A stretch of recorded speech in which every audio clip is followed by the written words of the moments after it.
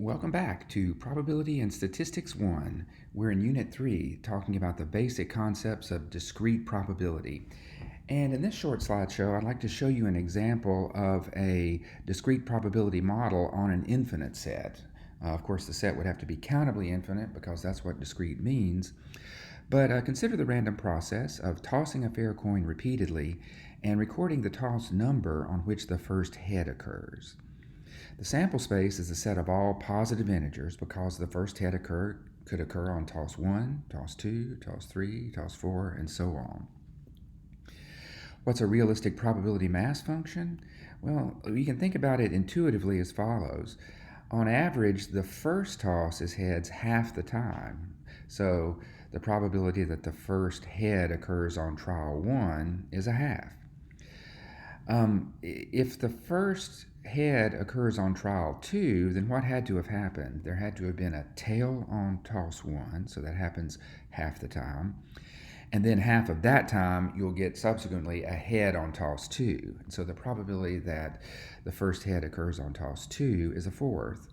And similarly, we can get the others in the same way. Probability that the first head occurs on trial 3 would be we need 2 tails followed by a head, and that occurs with probability 1/8. And so in this way, we're led to a conjecture, at least, that the probability mass function for the toss number of the first head is this one. The probability that the first head occurs on toss n is 2 to the minus n. Now, this is not exactly rigorous. We'll, in fact, shortly see how to make it rigorous. But it seems reasonable. But we would need to verify that this is actually a valid probability mass function, right? So it's certainly non-negative. P of n is always greater than or equal to 0. And if you use the geometric series, you'll see that that series, in fact, sums to 1. 1/2 plus a fourth plus an eighth plus a 16th plus ... does equal 1 by the geometric series theorem. And by the way, the geometric series plays an important role in discrete probability, and so I do have some supplemental slides where I remind you of the basic facts about geometric series. So we do have a valid PMF. Let's use it to calculate some probabilities. So we could consider something like the event that the first head occurs on or before toss number 5. So that would just be the sum of our probability mass function from n equal 1 to 5, right? Because the first head occurs on or before toss 5 if and only if it occurs on either toss 1, 2, 3, 4, or 5. So we add those up and we get 31 over 32. So it's very likely that we would see the first head on or before toss 5, but not completely certain, right? There is a 3.2% chance that you'll get 5 tails in a row, and so the first head would not have occurred by toss 5. So as an exercise, you could compute the probability that the first toss occurs on or before toss n, where n's an arbitrary positive integer. So the logic would be the same here, except the 5 up in that sum would be replaced by n, and you would use the geometric series theorem for finite geometric series to sum that.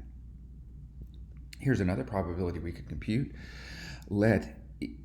Consider the event that the first head occurs on an odd number toss. So that would be the event that the first head occurs either on toss 1, toss 3, toss 5, so on. And again, this can be found using the geometric series, this time the infinite geometric series, right? Because the set here has an infinite number of outcomes. But if you sum those probabilities, the probability of 1 plus 3 plus 5 plus 7 and so on, and use the geometric series theorem along with a few manipulations, you will get that probability as 2/3. So I would ask, is that surprising to you? Would you might be inclined to think that the probability that the first head occurred on an odd toss was the same as the probability that it occurs on an even toss? That's not the case. You might want to think about why. And so this is our first example of a probability model on a countably infinite space. And here's some discussion questions which I'd like you to look over and think about. We'll discuss these in class. And that will do it for now. In our next video, we'll introduce the important concept of random variables and expected value. Until then, y'all take care, and I'll talk to you soon.